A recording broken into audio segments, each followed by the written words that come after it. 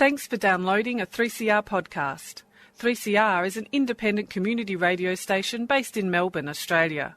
We need your financial support to keep going. Go to www.3cr.org.au for more information and to donate online. Now stay tuned for your 3CR podcast.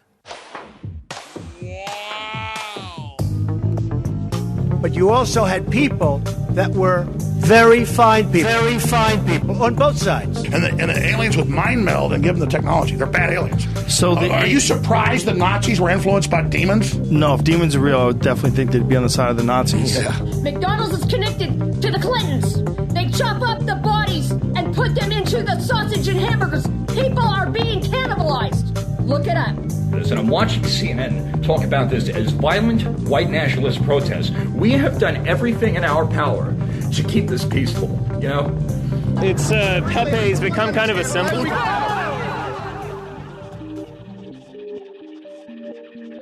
Welcome to Yeah Na Pasaran, a show about fascism and its gravediggers. I'm Cam Smith. I'm Andy Fleming. And joining us today is Becca Lewis, an academic and PhD candidate at Stanford University who studies the far right and the way that it uses media to propagate its message. Thanks for joining us, Becca. Thanks so much for having me. I guess just to begin with, how did you start looking into this stuff? What inspired you to follow this track of academic research?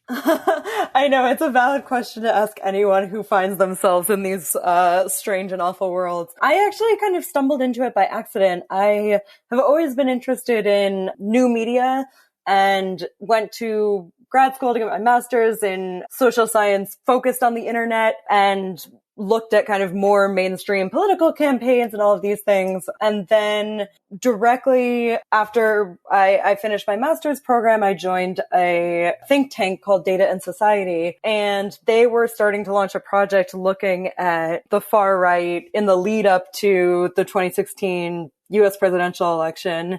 And the way that essentially that this hodgepodge of like conspiracy theorists and the alt-right and men's rights advocates and all these different people, the way they were all essentially manipulating the mainstream media to spread their messaging. And so I applied for that job and started launching into that research once I started there, and then kind of got sucked in and found myself still doing it several years later.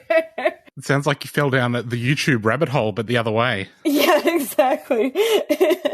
It's strange because I think, you know, the people that end up in these worlds, as I'm sure you both have found, it's like you develop a strange obsession with it because it's kind of awful to know that there are these people out there, that there are these movements, and you kind of, it ends up consuming a lot of your thoughts and energy. I think when I first noticed you was you wrote a report for Data and Society in late 2018, and it involved something of a Sisyphean task.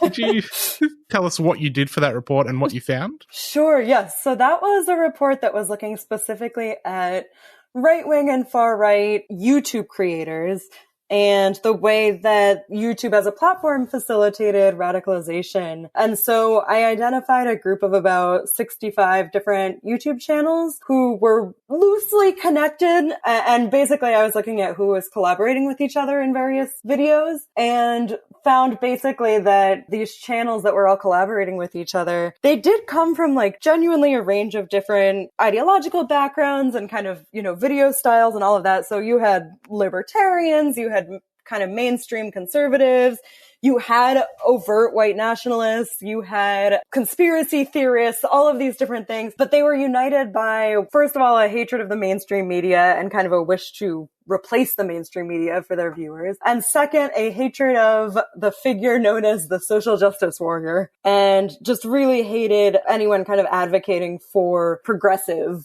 policies or ideas, particularly related to like feminism or, you know, Islam or trans issues are some of the big ones. So basically I found that they had formed this entirely, completely, fully functioning media ecosystem. And it's where a lot of young people were gravitating. And it was really easy to get really quickly radicalized on there. Was there a typical audience member for this sort of material? It's a great question, and one that's really tough because from the outside, we don't have a ton of data to look at the demographics of who's looking, but we can kind of piece it together from the way that people define themselves or refer to themselves in the comments or on various like subreddits devoted to these channels. And every so often the channels themselves also talk about the demographic breakdown of their audience because they get a little bit more data around that. And basically it skews incredibly heavily towards male viewers. Of the channels who have shared their content, it tends to be somewhere around 90% male viewers. And then it's young viewers, which makes sense because people over a certain age are not getting their news or their entertainment content from YouTube in the same way that younger generations are. When we have these conversations about YouTube and radicalization pathways and things like that, the YouTube recommendation algorithm is often pointed to as a major contributor. What's your take on the YouTube recommendation algorithm? I'm really glad you asked because I have taken up this cause, often kind of shouting into the wind, but I actually try to avoid talking about the algorithm too much, and that's for a few reasons. I do think that the algorithm is a huge and very important part of the equation, but I think it's really easy to pin everything on the algorithm and treat it as if that is the source of all of the problems, when in fact, there's actually like a mix of a bunch of different things happening. And so what I end up focusing on more in my research is a couple of different phenomena that are also going on. One of them is micro-celebrity, as we call it in academia, but essentially just internet celebrity and the parasocial relationships that get developed between these YouTube creators and their audiences. They'll stream or post videos that last for hours at a time and may be broadcasting just from their bedrooms. It feels like they're giving this really intimate glimpse into their lives, and the audience often feels, starts to feel like they really know these creators and trust them. So that's one big element. And then the other is social networking. And that you kind of see that with the collaborations that happen between these influencers. It's a well-known strategy for someone trying to build up a YouTube channel that if you can get a guest spot being interviewed on a channel that's bigger than yours, that's a really great way to get new viewers because you're being exposed to a new audience. And if on the flip side, you host a channel where it's kind of a talk show format, you need to fill guest spots. And so you have these symbiotic relationships crop up where someone who is hosting a talk show format or, just wants to have guests on their channel will purposefully have someone kind of provocative or known to be controversial on their channel because they know that will kind of produce buzz. And on the flip side, for someone who is a little bit more extreme or controversial, they get access to a new audience if they go on another channel. So you have that social networking taking place in a way that in some cases you don't even need the algorithm to do its work. And the algorithm, when it does kind of nudge people further and further to the right, it's interacting with the other forces that I mentioned. All of them kind of impact each other. And so you'll have certain celebrities specifically trying to manipulate the title of their video to show up highly in the recommendation algorithm. And you may have a parasocial relationship as a viewer with one of the celebrities and then may find through the algorithm a video of them with someone else that you get introduced to and so on. So all of these things kind of work together. It's been over 2 years since the report Alternative Influence was published. There's been a few changes in the social media landscape since. What's been the fate of the 60 plus creators that you examined back then? It's really mixed. It is a little bit, so I made a network graph of all of these channels as part of the research, and looking back at that graph now, it is kind of like looking at a crystallized moment in time. There are certain people that were hugely influential at the time that I looked at that now have completely fallen off the radar. And there are other channels that have grown really significantly since I published that. But the fates of individual creators has been really mixed. Some of them kind of the worst offenders in terms of open racism or harassment have been kicked off the platform, often in a few cases as recently as this fall. So, sometimes it has been a couple of years since I've published the research. Some of them have some of those have traveled to other streaming websites, like DLive is one of the more popular alternatives.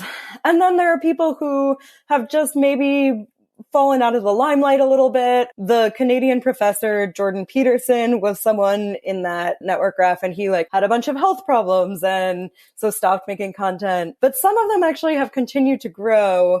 And so one pretty typical example of a channel that has continued to grow over time is the YouTube creator Tim Pool, who was a pretty significant figure at the time that I was writing. He interviewed a lot of far-right people, including people with ties to the Christchurch shooter. And since the time of my research, his channel has continued to grow and grow and grow. And he has a really significant following on YouTube right now, even though his name is not well known. It's not a household name outside of those worlds.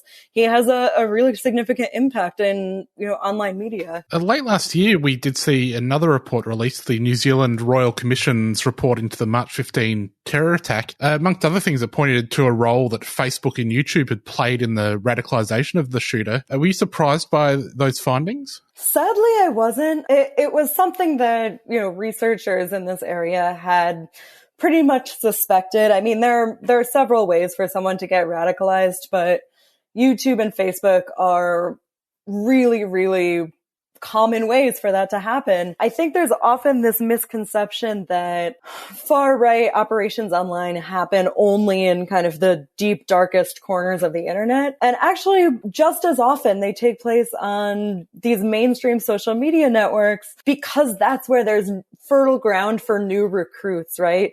YouTube is above all for them a place to propagandize and recruit new people. And so if you're already on one of the kind of far-right forums, you're preaching to the choir. And YouTube serves a really useful purpose for these people who want to grow their movement. So unfortunately, it made a lot of sense. Also, in terms of some of the conspiracy theories that he specifically wrote about in his manifesto, those were very popular on YouTube. So yeah, overall, it wasn't a surprise, but I will say that it was still quite depressing to read the confirmation, because he had donated money to some of the very same creators that I had published about in September of 2018. So he had donated to, the alt-right figurehead, Richard Spencer, to the far-right Canadian news outlet, Rebel News, that a bunch of YouTube creators got their start through that. Stefan Molyneux, who is also a Canadian, who is kind of infamous as a vector point for radicalization. And then Martin Sellner, who's an Austrian neo-Nazi who had the most contact with the Christchurch shooter ahead of time. But so we don't have all of the data about everything he was watching, but the fact that he donated to at least 4 of these YouTubers suggested that, he was deeply aware of and involved in that media ecosystem. And it's just really awful, because people have been talking about this for a while now, and YouTube has done very, very little to address it. Amongst those various examples of people that seemed influenced the shooter, have you seen, post this report, any reflection by those people about their role in that attack? No. I wouldn't expect them to, but, I guess the closest is Lauren Southern is a YouTuber who got her start at Rebel News, which was one of the places he donated to. And I believe she responded to some accusations on Twitter afterwards, saying that she never promotes violence and basically distancing herself from the Christchurch shooter without taking any responsibility. And there's a lot of equivocation that happens in those moments. So, for example, there was another shooting that happened in the United States, one of many, and this shooter had followed some left-wing accounts on Twitter and elsewhere, but there was no indication that his attack was politically motivated. Nonetheless, a lot of far-right creators use that as kind of a equivocation point to say, if you're going to try to hold us accountable, why don't you hold these left-wing creators accountable? Even though it's a very different situation. But the short answer is no, there was no real reflection or taking responsibility after that came out. You're listening to 3CR 8:55 AM, 3cr.org.au and 3CR Digital on your DAB radio.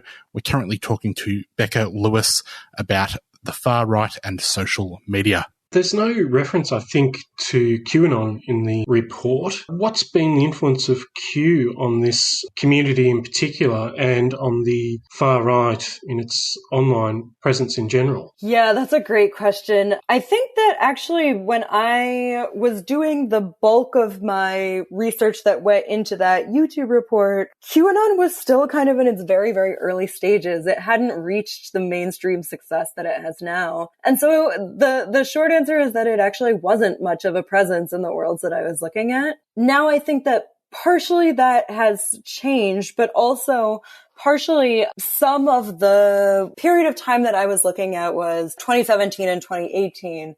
And at that point, the influencers who I was looking at were the most popular influencers related to right-wing and far-right content online. Now, some of them still are, but as I said, some of them, have kind of faded in popularity. And now there's kind of a new surge of explicitly QAnon people. And so some of it is, some creators have leaned into it a little bit, but also like a whole new generation of creators has cropped up around it. And so it really is, kind of a constantly evolving system that's very difficult to keep up with.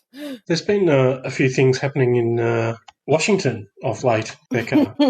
Yes, and there's been a discussion about how the events that took place could have been anticipated if more attention had been paid to the thousands of posts declaring that there'd be an uprising on the occasion. What's been the role of online media in terms of promoting retaking the Capitol? Yeah, it's a great question. I mean, I think the main role that kind of the entire right-wing and far-right media ecosystem has played in the past couple of months has been just continuing to push the conspiracy theory that the election was stolen from Donald Trump and that the results of the election were not legitimate. That has been a constant refrain on YouTube, on Twitter, on cable news.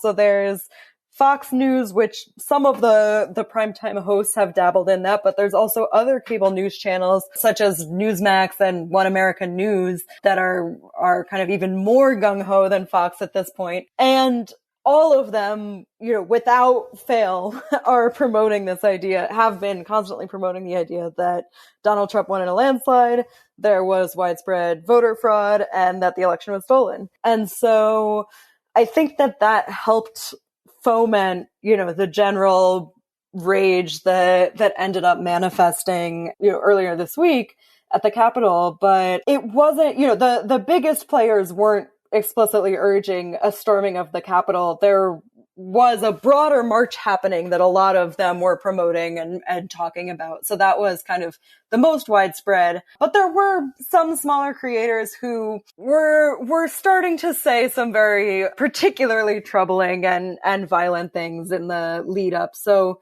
it was clear that even in kind of the open media spaces, there were signs that there would be something brewing at the very least. In the wake of the storming of the Capitol, we've seen the various social media platforms taking action against Donald Trump. He's been banned from Twitter, Facebook, Twitch, probably others as well. I guess, what do you make of all of that? Is it too little too late, or are we going down a slippery slope by putting all of the power into the hands of the big tech companies to police this stuff? I think it's a bit of both. I do think it's too little too late in the sense that, there's 2 weeks left to Donald Trump's presidency. And I think a lot of people are gaining courage now that it's clear that he's close to being out. I also think, the history of Silicon Valley is so interesting, and the ideals and the ideologies that got baked into platforms like Twitter. It's a deeply libertarian culture, actually. As much as right-wing creators like to say that, the big tech platforms are all filled with liberals who are trying to silence conservatives. Actually, the culture of Silicon Valley historically has been incredibly libertarian. And the idea is that, no one, government, platform, anyone should be interfering in anyone's ability to speak. That's been the guiding principle. And you think of even design decisions that we take, instantly for granted now, have certain assumptions and ideological choices baked into them. So just to give an example, the fact that content moderation in general is reactive on these platforms instead of posting, having someone review the post and then having it go out to the public. That's a choice that they made, right? And, you could say, well, it's kind of a choice they had to make because no one would be able to, there's not enough people that they could hire to review all of these posts, which is fair, but that also speaks to kind of their drive for growth and to get absolutely as big as possible with as little oversight as possible. So there's all these like millions, or at least, thousands of decisions that are baked into every single platform. And actually the logic kind of underpinning these platforms is one that assumes that everyone should be able to speak as much as possible. And that's informed their approach to Donald Trump. And, it is, I think, of note that libertarian ideal is also like directly complementary to their business interests, right? Because the more people posting is the more that, can be advertised on and more revenue for them. So anyways, this is all a way of saying that, the very way that these companies run kind of operates on a logic that has been really antithetical to actually kind of trying to, stop harassment, stop propaganda, stop fake news, and, stop Donald Trump from promoting harm. And clearly they have really struggled to know what to do with it. So in all of those senses, I think it's too little too late. On the other hand, I think that for exactly all of the same reasons that I've been talking about, that drive for scale, the way that they've made these decisions as a result of their drive for scale means that they are incredibly popular. And I think they do have too much power over public discourse at this point. I don't have a problem so much with them. Well, I should rephrase. I don't have any problem with them kicking Trump off. I don't think that's any kind of threat to freedom of speech. I think that he was an incredibly harmful force on that platform, and it's not losing anything to have him off. But I do think that it's a problem that all of our public discourse at this point takes place on these, major corporation, spaces run by these major corporations that essentially are trying to monetize everything that we post. And that's not going to be a space that actually facilitates useful political discussion, right? That facilitates advertisable content. Those are not always, the one and the same. In the course of the last few years, we've also seen, partly in response to, censorship and repression on platforms like Facebook and Twitter, the development of alt-tech platforms, one of which that's come to prominence recently is Parler. And Parler itself has apparently been experiencing some problems in terms of technical support. So my question is, do you think that these alternative platforms have a future? Do you think they're going to be able to overcome the kinds of technical difficulties that are being presented to them in the current moment? Well, it's so interesting, actually. I don't know if either of you saw this, but earlier today, as of the day of recording, the Amazon Web Services kicked Parler off. So now basically they are really going to struggle to get back online, and it will be really interesting to see whether they're able to. But if they do, I think they'll be at a severe disadvantage, both in terms of kind of the time lost. This is really the time where they would be trying to gain as many users as possible, and they can't do that when they're offline. And also, I think they really are going to struggle technically to have the infrastructure they need without something like Amazon Web Services. So, alt tech has been a really interesting development. It seems to be a fairly consistent trend, but the actual websites themselves often get quite popular quite quickly and then eventually fail. So Gab, for example, was kind of the big alt tech platform for a long time. Now it's a ghost town.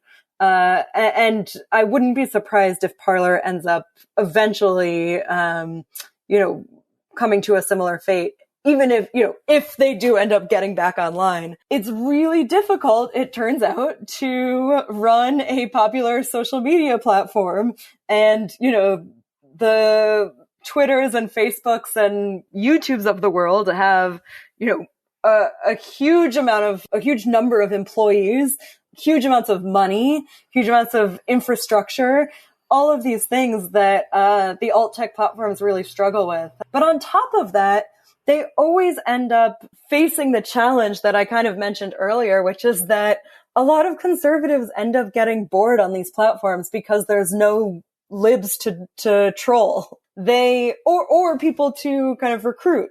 So they actually get the most value out of larger social media platforms because they can either, try to dunk on their political adversaries or harass people they don't like or try to propagandize to new people. And when it's all preaching to the choir on an app like Parler, you just don't have those opportunities. Well, Becca, we'll have to leave it there. Thanks so much for joining us. If people want to read more of your stuff, you're on Twitter at Becca LEW, and you're also on Patreon. That's right. Patreon.com/Becca Liu. Thanks so much for joining us. We will have a few more questions on the podcast version of the show, which you can find at 3cr.org.au/passaran or wherever you get your podcasts. Catch you next week. Becca, so you're talking about Parler and AWS. Something I thought was interesting in AWS's letter to Parler was that their proposal of volunteer content moderation was insufficient for AWS. But it does seem like all of these platforms rely on their users volunteering to police behavior, especially content which tries to skirt algorithmic moderation. Looking on YouTube, for example, the hour-long live streams sometimes that are full of coded references to violence that an algorithm can never pick up, and it's relying on ordinary people to watch this content and report it, and then hope that someone in Manila understands the context. How is what Parler was proposing any different to what the major networks do? I have to admit, I didn't see what they were proposing. When did that come out? I wasn't following super closely. I think that was just AWS said you'll need to moderate your content, and that they'd suggested that they were going to do volunteer content moderation, but still nothing like anyone else. I see. Yeah. I mean, what the major social media networks end up relying on is a mixture of a bunch of different content moderation approaches. So, using YouTube as an example, they first and foremost use algorithm, like you mentioned, and they have a couple of algorithms. One is, for taking down content. Another is for demonetizing content. So that content can remain up, but it won't have advertisements placed on it. And, the creator won't be able to make money. The problem with those algorithms is that they're incredibly blunt tools and, often end up leaving things up. Like you mentioned, anytime someone is able to have kind of a sophisticated dog whistle or, use slightly coded language, then frequently the algorithms will just miss it.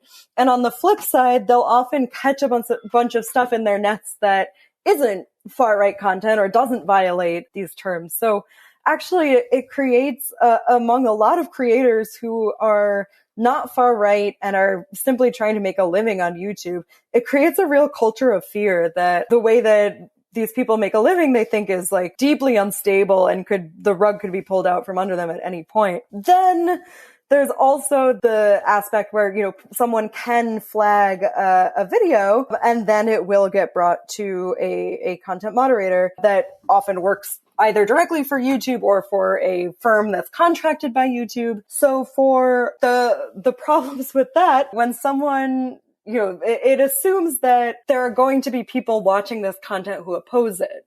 And the people that are drawn to the far right content are mostly people who are already bought into the far right way of thinking or are getting drawn into it. And so there's a flaw in kind of the logic of how that works in the first place. Then when it gets brought to content moderation worker, there's a bunch of other potential challenges there as well. Like you mentioned, often it's someone that's not in the same country as where the post came from. And so there could be a lot of cultural context or slang that they just don't have knowledge of.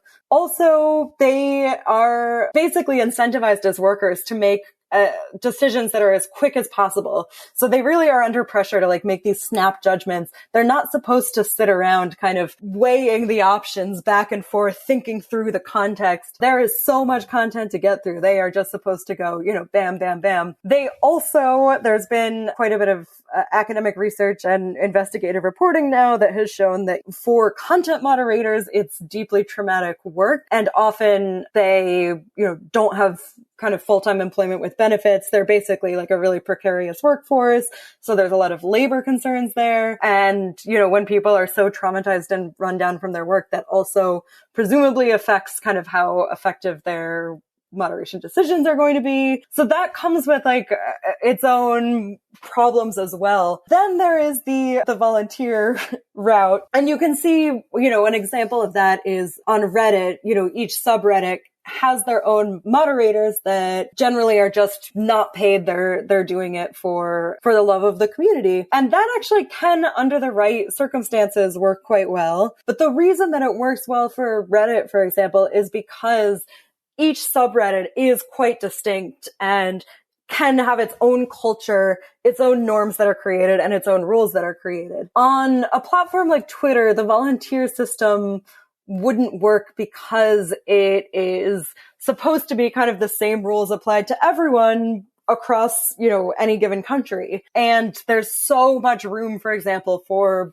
foul play or trolling or, targeted harassment through kind of these volunteer mechanisms. There's no oversight around it. And that, I think, is some of the issue with, a volunteer force on Parler. In terms of the financing of especially right-wing platforms, it seems to be the case with whether it's Breitbart or Rebel Media or Parler, there's big money backing some of these platforms. Mm-hmm. Can you talk a little bit about the kind of political economy of, alt tech and the right-wing's use of online networks? Yeah, a lot of that is similar in some ways to the right-wing media ecosystem more broadly. It is, for the most part, it's really good business, depressingly. But something like Fox News, for example, I think kind of led the way in showing how if you're able to use a tabloid style to deliver this hyper-partisan news, that people will gravitate to it and have a great deal of allegiance for it. And that has been, incredibly financially successful. Now you have also a lot of these online platforms that in some cases there are organizations that, run. So Rebel News is an example of an outlet that's digital and that makes money from Fox News type content or content that's even more extreme than Fox News. And then you also have billionaire or hyper wealthy donors who are either looking to make an investment or are simply looking to influence the political discourse happening. And so sometimes they're not even looking for a return on their investment or a financial return on their investment. And so they're actually outlets that are nonprofits and that are incredibly popular, but they're like only to propagandize. I think that the alt tech piece is a little bit of both. I think that theoretically there's an idea that they could be profitable for people. That's with every social media platform, financial success is a factor. I also think that from a marketing perspective, there's a lot of information to be gleaned about people using a platform like Parler, particularly because Parler required actually quite a deal of information from its users. And that is information that can be sold to advertisers, sold to marketers, sold to political campaigns, any number of things. And then there's also the fact that, if you're running these platforms and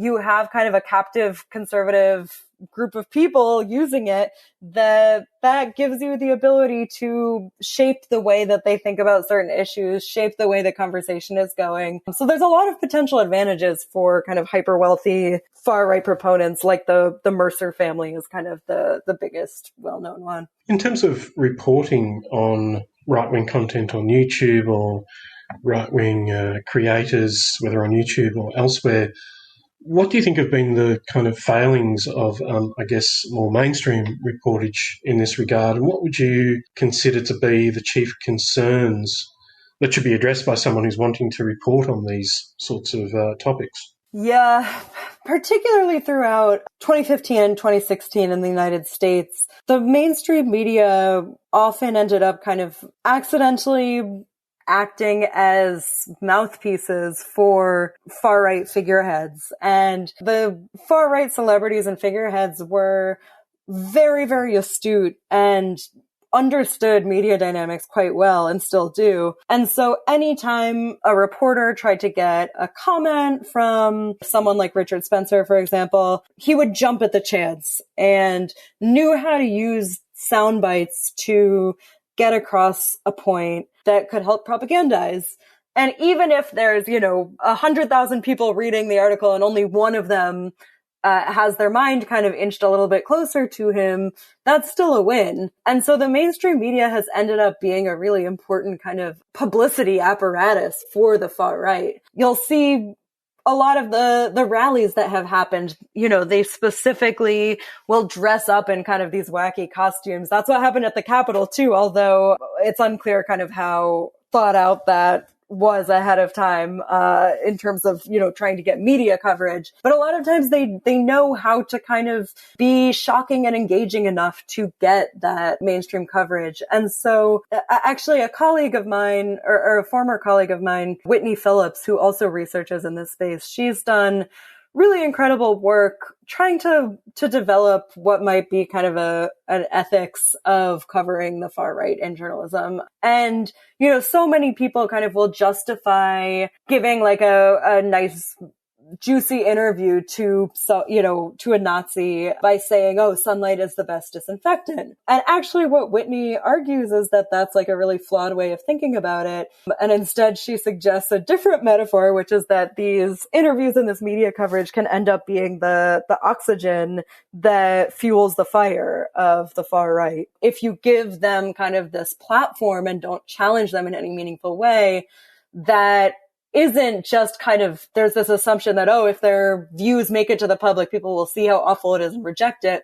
Well, that's not always how it works. They're very strategic at their messaging. So what she developed a whole checklist of recommendations for reporters, but a lot of times I think what it comes down to is just talking to vulnerable communities first and actually trying to hear their story and grounding the reporting in that. I will say that, as an academic researcher, I don't do kind of, journalistic interviews so much, but what I have ended up developing is a recognition that I think you really have to approach this research from an explicitly anti-fascist standpoint, because otherwise it's just too easy for it to become exoticized, just oh, look at this, isn't this interesting? No, it's not interesting for its own sake. It's important because they pose all of these harms to other people. And so to me, that's kind of where I've landed on it, that you have to approach these things from an explicitly anti-fascist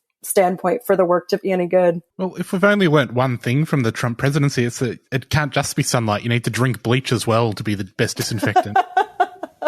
Exactly. Becca, speaking of anti-fascists, they're apparently also active online and employing various tactics to, address these alt-right personages and so on. Some of those have been described as being, or those tactics as being intent on deplatforming and sometimes doxing various far-right activists. What do you make of those sorts of online strategies, both ethically and politically? Yeah, I tend not to wade into the debates about the ethics of doxing, but I will say that for the most part, I find the work that's being done to be highly effective. Well, yeah, I guess I know that it can be done kind of shoddily and without care, but I think that if there's care to how it's being done, to who the target is, and to what kind of the intended impact is, that it can be an incredibly valuable tool for kind of, resisting fascism and the power of fascists. And we see that right now with all of the follow up to, the mob storming the Capitol, that one of the few things that people have it in their power to do is to identify the people who showed up in the photos and on the streams. And to me, I think that's incredibly valuable, and it's incredibly important, because if they aren't identified, that's potential for continued action and violence against vulnerable groups and people who clearly are often times the people that are being identified are the ones that are explicitly have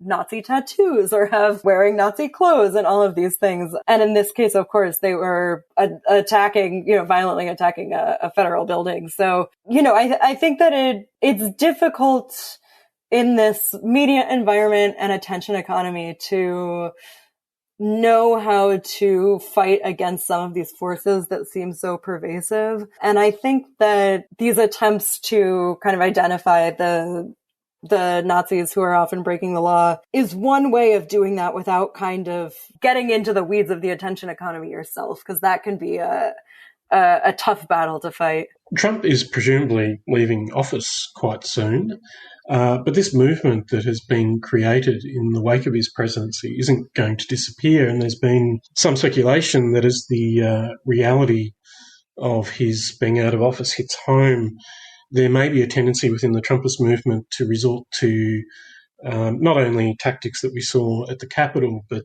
even more extreme forms of aggression. What's your reading of the situation, and what do you think we can reasonably expect in the wake of his departure? Oh, it's such a good question, and I am very much not good at predictions, so I don't know, exactly what will happen in the coming days and weeks. But I will say that I absolutely agree that I think that this movement is here. It's not going to go away. President-elect Joe Biden has been talking about trying to heal the divide in our country. That is a noble intention. There's no way that it's going to happen with the way that the far right and the right wing kind of currently exists right now, the MAGA devotion. So I think that, there's a chance that violence will escalate. There's a chance it'll die down in the short term. Either way, the movement will stick around. And what I actually, think about the most is kind of the scary potential for someone who's a more effective authoritarian than Trump to kind of sweep in and fill whatever vacuum gets left by Trump after, if he ends up not being in the public light, or whenever he kind of ends up dying down the line. I think there's a real danger of someone being able to take what Trump started and perfect it. Well, that's a cheery note to end on. Yeah, really fun chit chat. I will just note before we go that since we started this interview, Steve Bannon's been kicked off YouTube as well. Wow! So, off of YouTube or Twitter? Off of YouTube, his War Room podcast. So I can only imagine between now and Thursday, when this goes to air, how much is going to affect I know this is all going to seem like old news. But, by then America will be communist China, and, that's what all of the right-wing outlets are saying now, that it's either the two lines are either it's 1984 or it's communist China. Well, congratulations, Comrade Becca. Enjoy. Thank you so much.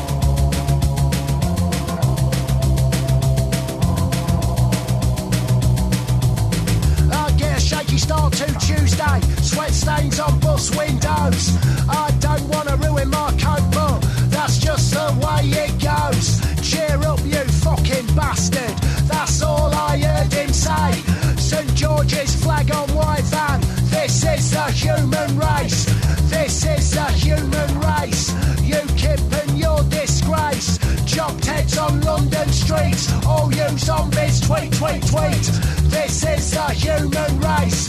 UKIP and your disgrace. Chopped heads on London streets. All you zombies, tweet, tweet, tweet.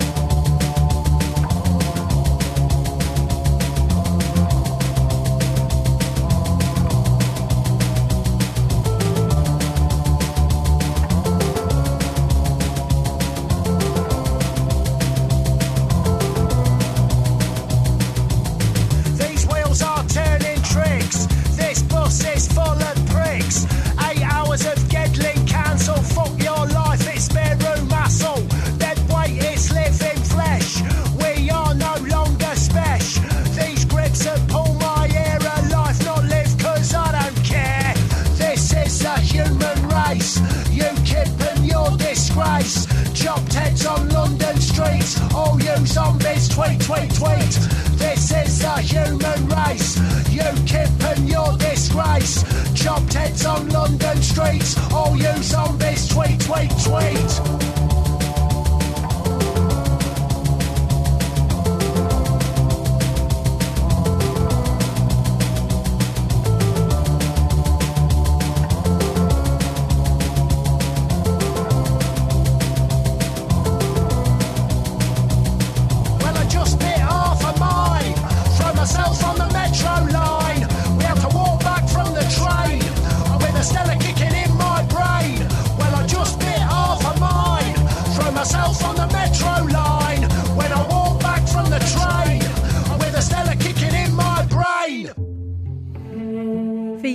Our government has subjected people seeking asylum to torturous conditions. The Minister for Home Affairs was supposed to care for them, but instead they suffered enormous physical and psychological harm. Now, those refugees are fighting for accountability and justice. On their behalf, the National Justice Project is taking legal action against the government for negligence and for breaching their duty of care. To support 50 asylum seekers in their fight for justice against the Minister for Home Affairs, please donate at justice.org.au. The National Justice Project is a 3CR supporter.